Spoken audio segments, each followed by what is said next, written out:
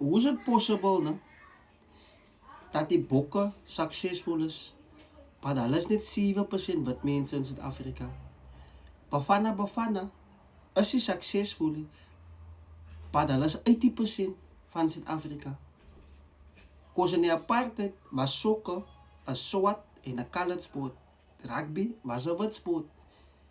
Bokke kan nie gespeel het vir 2 World Cups het nie, want vir hoekom? Frans en ander lande het gesê, as jy net wit players allow in jou team, dan wil ons jou in die World Cup hê nie. Toe sê die bokke, fine, né? Tyd in die apartheid was daar nog nie 'n national team nie. Die national team het begin wat? 92, 93, net toe apartheid eindig, het die national team begin te. So now it's about 34, 35 years as hulle national team al. Die mense moet adapt het. Van vir hulle was gesê gewees, en maak nie saak hoe goed ze is.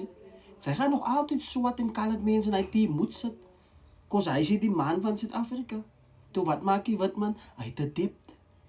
Suid-Afrika soek unity, Suid-Afrika soek 'n sport waar diversity is, waar swart, colored en Indian mense involved is. Die wit man het hy gedoen. Hy het geadapt in die sciences van Suid-Afrika.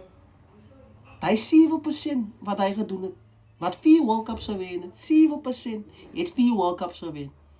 Sy is 80% met coloreds included. Sy wen 1 AFCON. En hy AFCON wat sy gewen het, toe was jou team hieronder, het sy gehet 'n swart, 'n bruin en 'n colored man. Wat het sy nou in jou team in? Hulle sê vir ons, ja, daar is die wit mense in Suid-Afrika wat sokker speel. Kyk julle nie youth level sokker nie?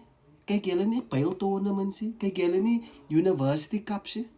Moenie asseblief, as die mense kan scout uit 7% het, ne, van coloreds en wit mense, ek is seker uit 80%, julle kan 'n beter team bou, maar hy is my besigheid nie, ek ken nie sports nie. Fucking slaap op, weet nie, man.